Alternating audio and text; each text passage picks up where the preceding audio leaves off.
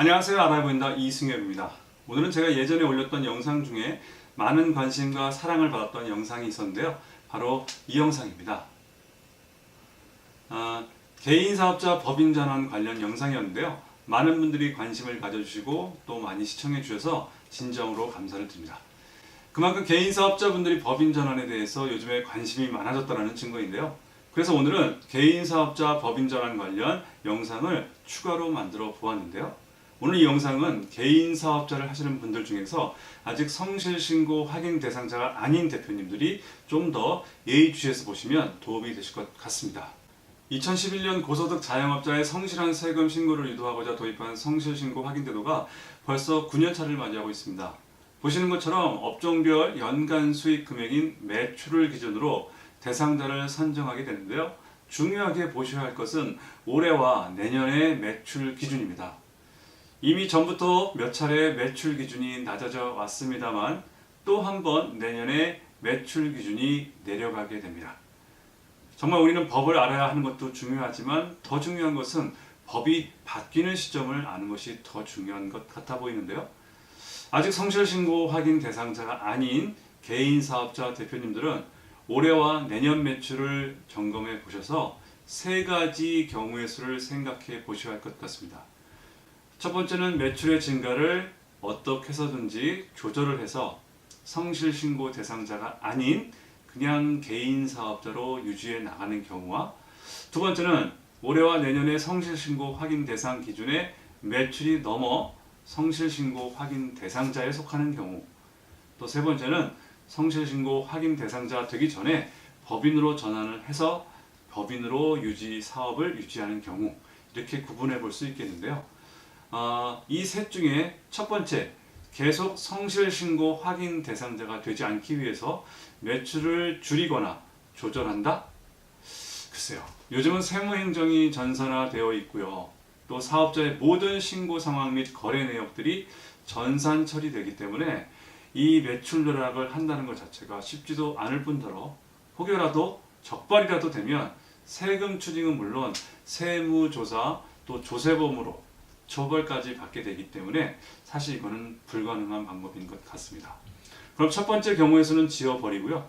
두 번째와 세 번째의 경우만 비교해서 어느 것이 장점이 많은지를 따져보면 되겠는데요. 개인사업자가 법인 전환을 하는 이유 중 가장 대표적인 것이 세금입니다.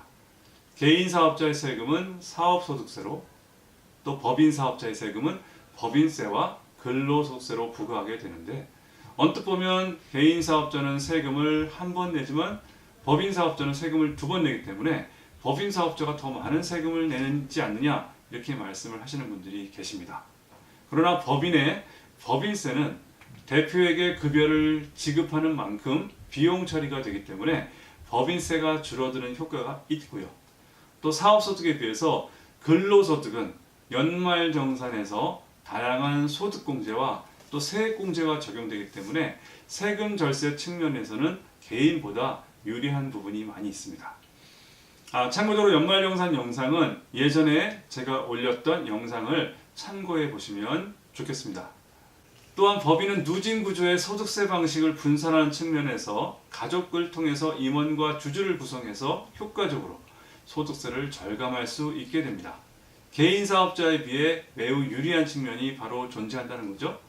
게다가 임원에게는 퇴직금을 지급할 수도 있고 또 주주에게는 배당금을 지급할 수 있어서 배우자나 자녀를 임원이나 주주로 등재해서 다양한 통로를 통해서 합법적으로 자금을 활용할 수 있다는 측면에서 오히려 법인이 개인사업자보다 효율적인 부분이 많다고 말씀드릴 수 있겠습니다. 또 건강보험료도 무시 못할 요소 중 하나이죠. 개인사업자는 지역가입자로 소득, 또 자동차, 재산을 합산해서 건강보험료를 부과하지만 법인사업자는 법인에게 근로를 제공하고 월급을 받는 근로자로 적용이 돼서 직장가입자의 건강보험료를 계산하기 때문에 소득만 적용하게 됩니다. 그래서 건강보험료 측면에서도 법인사업자가 개인사업자에 비해 유리한 점이 많다고 말씀드릴 수 있겠습니다. 저는 개인사업자와 법인사업자를 비교할 때 추리닝과 정장을 입는 것과 같다라고 말씀을 드리곤 하는데요. 개인 사업자는 추리닝을 입고 있는 것 같아서 매우 편합니다. 하지만 추리닝을 입고 아무나 만날 수는 없겠죠. 결국 성장에는 어느 정도 한계가 있다는 거죠. 반면에 정장은 처음에 불편합니다. 그러나 입고 다니면 어느덧 적응이 됩니다. 또한 만나는데 제약이 따르지 않습니다.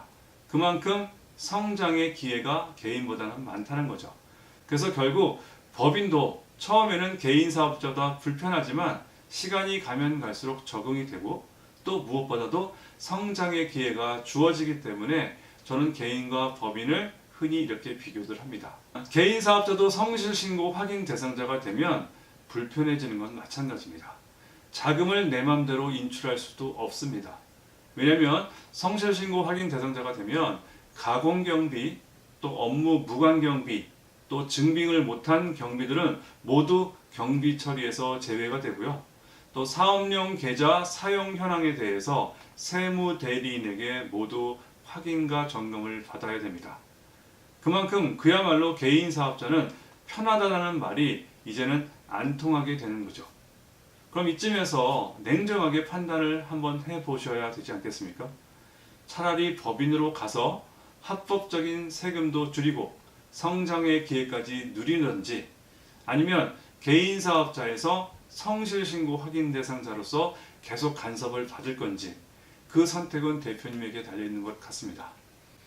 향후 대표님의 나이가 만약에 들어서 더 이상 사업의 운영이 힘들어진다면 또 이 사업을 자녀에게 승계할 때 개인 사업자라면 명의를 일일이 다 이전을 해서 양도세와 취득세를 납부해야 되지만 이 법인 사업자는 주식을 이전한 형태로 양도세만 납부하게 되기 때문에 비용도 적게 들 뿐더러 어떤 절차적인 부분도 매우 간단합니다.